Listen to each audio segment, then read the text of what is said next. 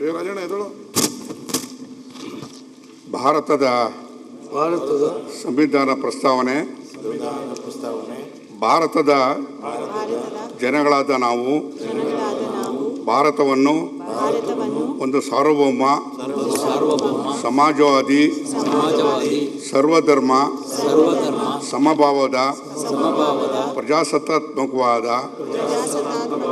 ಗಣರಾಜ್ಯವಾಗಿ ರಚಿಸಲು ಮತ್ತು ಅದರ ಸಮಸ್ತ ನಾಗರಿಕರಿಗೆ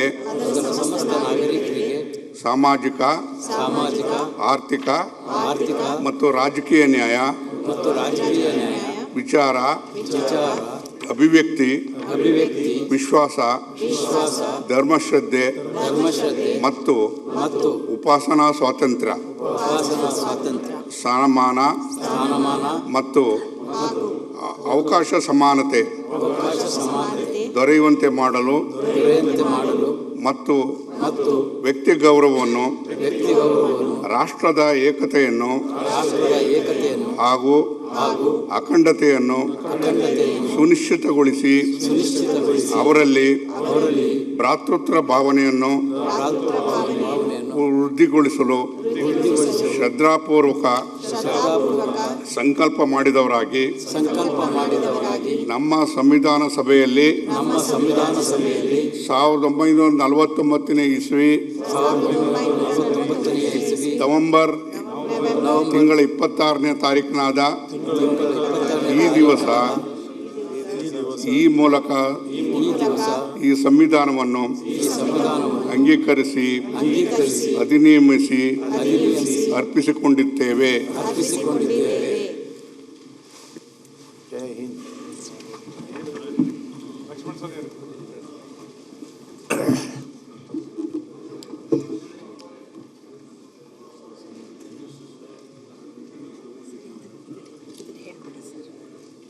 ಈಗ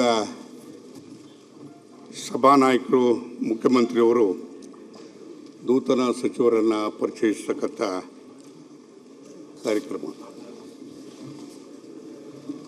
ಅಧ್ಯಕ್ಷರೇ,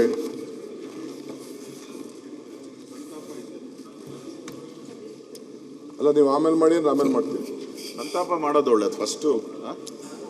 ಅಲ್ಲ ನಂತರ ಈಗ ನಂತರ ಅಲ್ಲಲ್ಲ ಪ್ರತಿ ವಿಧಾನಸಭೆಯಲ್ಲೂ ಮೊದಲು ಯಾವುದೇ ಕಲಾಪ ತಗೊಂಡ್ರೆ ಸಂತಾಪ ಮಾಡುವಂಥದ್ದು ಪದ್ಧತಿ.